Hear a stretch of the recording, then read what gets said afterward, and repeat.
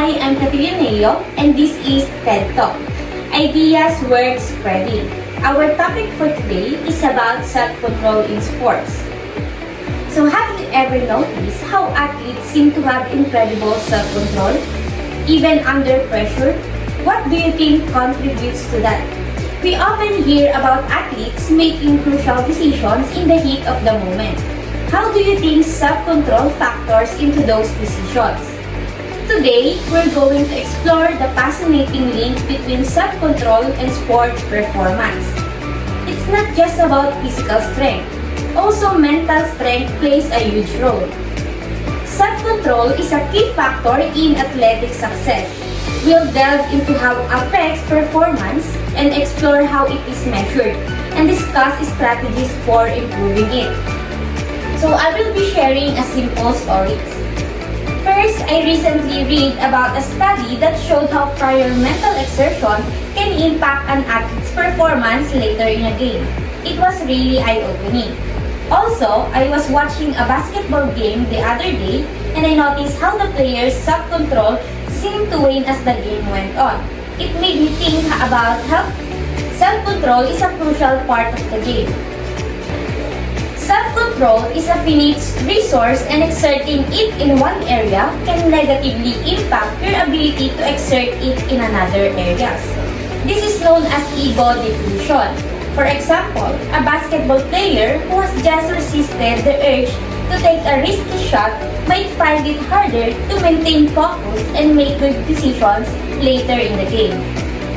However, some research suggested that motivation and belief plays a significant role in self-control. This means that even if you've exerted a lot of self-control in one area, you can still perform well in other areas if you are motivated and believe in yourself. For example, a marathon runner who is highly motivated to finish the race might be able to push through pain and fatigue in the final miles, even if they have already exerted a lot of self-control in the earlier stages of the race. Also, self-control in sports is a complex interplay of mental and physical exertion. Research suggests it is a finite resource, meaning that expending self-control in one area can impair performance in another. This is demonstrated by the impact of prior mental exertion on subsequent sports performance, often measured using secondary self-control tasks like a wall sit. A soccer player, for example, might struggle to maintain focus in the second half after a highly tactical first half. This ego depletion effect isn't universally accepted, with some research highlighting the roles of motivation and belief. The Stroop task involves reading color words printed in incongruent colors. For example, the word red printed in blue ink. This task measures cognitive interference as the brain struggles to process the conflicting information. Difficulty completing the Stroop task suggests self-control depletion.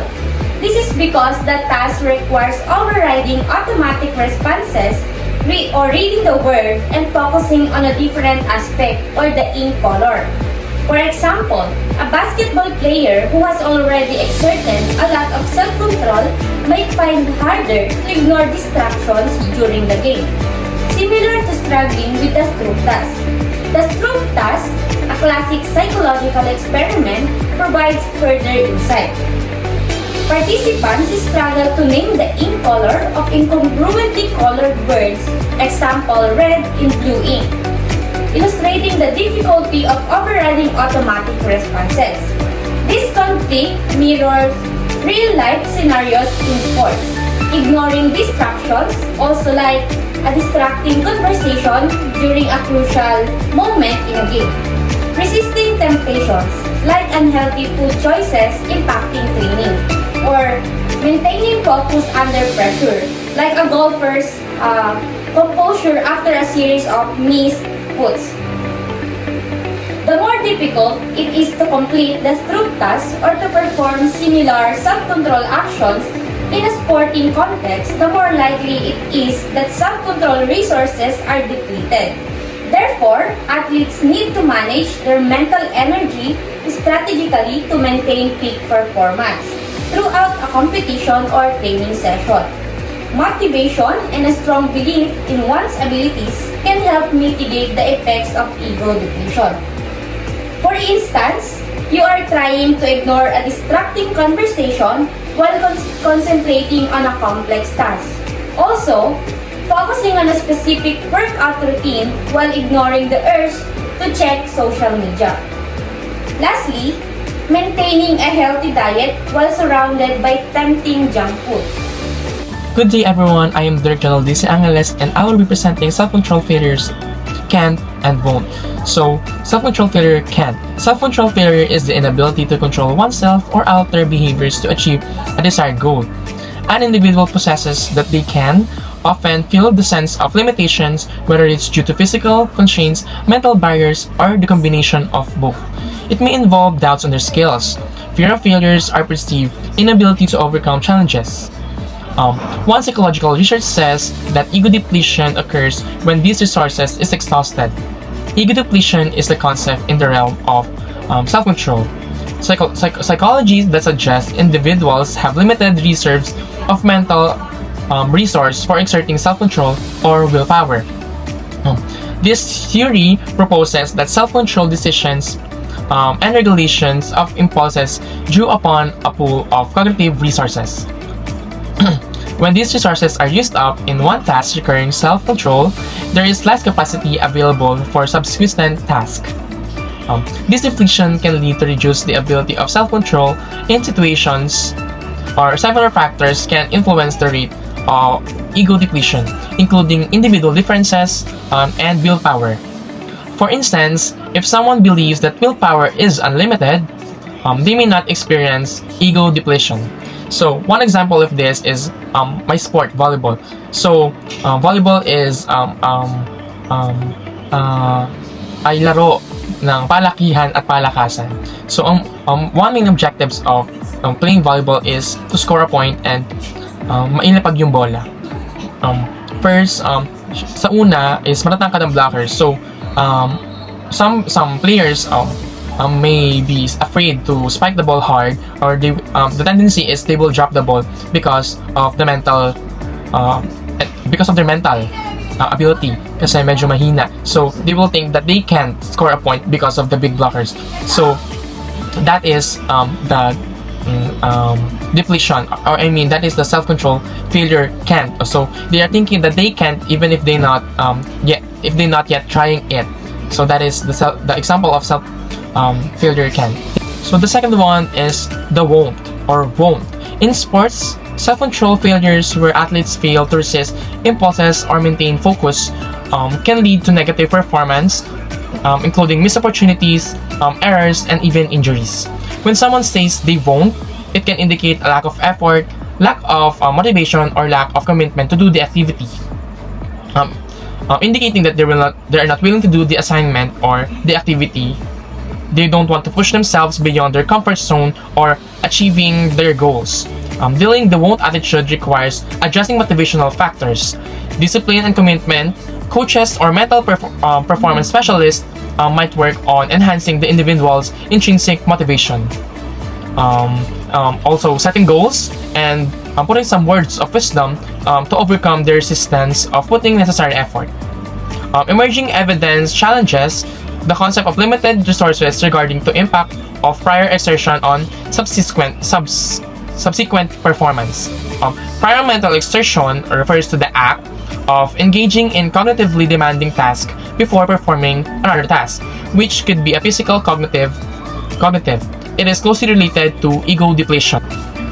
There are theories suggest that exerting self-control and cognitive effort in one task can deplete person's mental resources, making it more challenging for exerting self-control and subsequent tasks.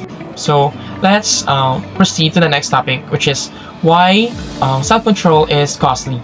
Self-control in sports is costly because it requires immense mental and physical discipline, often pushing athletes beyond their comfort zones. Resisting impulsive actions, managing emotions, and maintaining focus under pressure demand a significant energy and psychological effort. Athletes like me must sacrifice immediate gratification, such as reacting emotionally or taking shortcuts. for long-term success. Training to develop self-control involves time, rigorous practice, and sometimes financial investments in coaching or mental conditioning. Additionally, maintaining composure in high-stress situations can be exhausting, affecting performance and decision-making. Despite the cost of self-control is essential for peak performance, fair play, and achieving long-term success in sports. So, for example, is in volleyball, if the referee makes a wrong call, my reaction would be irritated. But athletes with self-control, will be calm and ask the referee of why did he or she call that violation, violation, and then me as an athlete with self-control, then I will kumbaga ibibigay po ganun sa team ng kalaban para magtuloy laro and walang mangyaring violation or maging technical foul sa aming team. So the next one is self-control as a reward-based choice, the expected value of control. So researchers are increasingly interested in understanding the conditions under which individuals are willing to apply self-control given its well-established cost. So self-control can be understood as a decision-making process based on the expected value of control or EVC model. This model that individuals exert self-control when they perceive the benefits of doing so to outweigh the cost. In other words, self-control is not just a willpower but about a cost-benefit analysis where individuals weigh the potential rewards of controlling their impulses against the mental effort required to do so. The EVC framework explains why people sometimes succeed in self-control and sometimes fail when the expected reward of exerting control is high, such as achieving a long-term goals or avoiding negative consequences. People are more likely to engage in self-control. Conversely, if the perceived effort or opportunity cost too high, they may give in to temptation and other meanings. So, to be short, in serving volleyball, if my there are high chance of my serve is to be an ace or an error. So in giving the in self-control, so I will control myself in high pressured. So if the point is all 24 or it is the last point of the team, so I will control myself to only to ipasok yung bola sa net ng kalaban para makapuntos kami. Yun lang. Boredom as an overlooked self-control demand. So boredom can be significant demand on self-control, especially in tasks that feel repetitive, too easy, or meaningless. While self-control is traditionally linked to completing challenging tasks. So boredom makes it harder to stay focused as it creates an urge to escape the task. So this can lead to decreased goal adherence and a higher likelihood of giving up. So self-control is crucial in managing the urge to disengage. So though research manage boredom and self-control sports is limited. Studies suggest that those who can manage boredom are more likely to stick to exercise routines. So understanding how boredom affects self-control can help improve focus and goal achievement. So now let's talk about the relevance of sport-specific expertise for self-control performance. So athletes with expertise in controlling impulses during sporting competitions may be less affected by previous self-control demands compared to beginners. Limited research in sports settings suggests that elite performers maintain their self-control performance levels despite multiple self-control demands. So for example, elite rifle shooters exhibited sustained self-control and shooting accuracy over time, whereas amateurs experienced declines in both. Similarly, professional cyclists did not show performance differences after mental exertion. Unlike recreational cyclists, this resilience is elite athletes may stem from their general ability to control impulses across various domains, known as trait self-control. Studies suggest that individuals with higher trait self-control are more likely to excel in sports and be selected for talent development programs. So in with that, athletes with more experience, especially elite ones, are better at maintaining self-control during competitions. So even under mental or physical stress, this ability known as trait self-control helps them perform consistently without declines. Unlike beginners or amateurs, research shows that athletes with high trait self-control are more likely to excel and be selected for talent development programs. So now the question is, can effort be valuable? So in this chapter, the intrinsic relationship between effort and self-control has been emphasized. So highlighting that the sensation of effort is often perceived as costly and people generally try to avoid it. So however, in sports, there's a paradox where effort seems to add value rather than reducing. So for example, hobby runners willingly pay entry fees for marathons and exert considerable self-control to complete the race. So this phenomenon challenges the traditional understanding of effort and self-control. So in with that case, effort can be valuable when it enhances the perceived worth of an achievement. So in sports, for example, people willingly exert effort and self-control like marathon runners paying fees, as I said before, can completing races. And because the challenge itself adds value to the experience, these challenges, they typically view that effort is simply costly. So the concept of expected value of control or EVC theory suggests that effort can increase value, but more research is needed to fully understand this paradox. Better understanding perception of effort to improve our knowledge on self-control. So in this chapter, the association between self-control and the perception of effort or strain is highlighted. So perception of effort is identified as a key variable experiencing or explaining decreased performance in the presence of mental fatigue. So in this, it is the variable systematically altered by both physical and mental exertion, including fatigue. So effort perception is present in both physically and mentally or mental domains, making it can lead avenue for improving our understanding of self-control.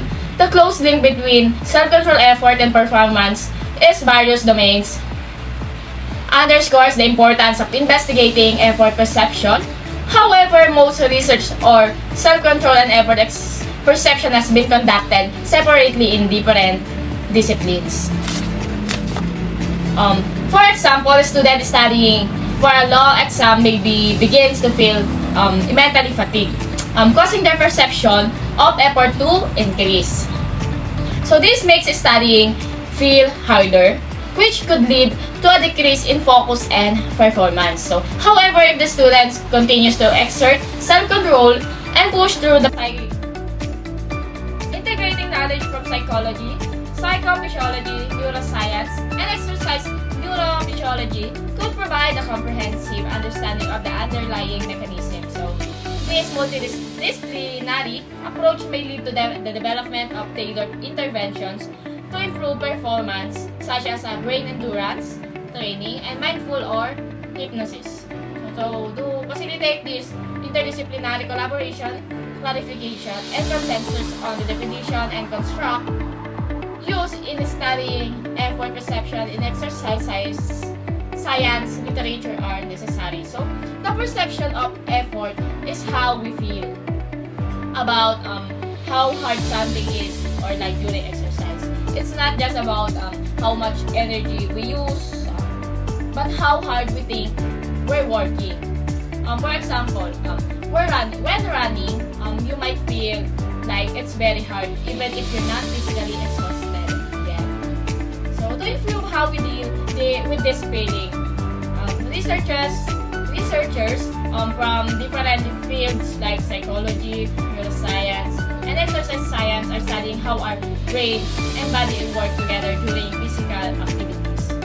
And by combining this knowledge, we can learn how to manage the feelings of effort better, and which can help us perform better and improve self